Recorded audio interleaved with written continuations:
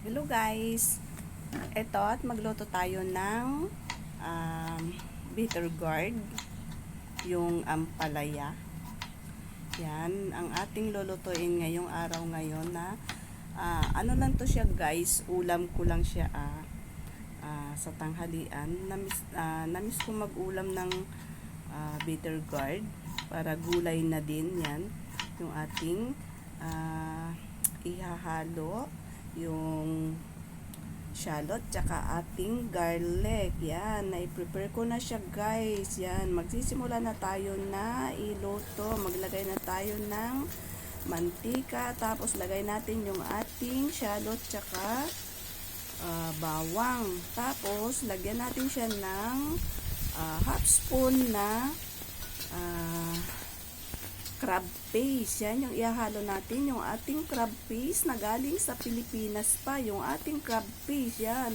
Tapos linagay ko na din yung ating bitter gourd. Tapos linagyan ko siya ng kaunting water para maluto yung ating bitter gourd. Yan. Papakulo na natin siya guys kasi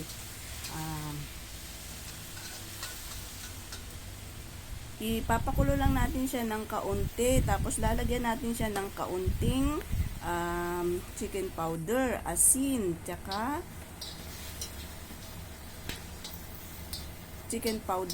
asin. Tapos titimplahin na natin siya kung may lasa ba o masarap ba siya o hindi. Tapos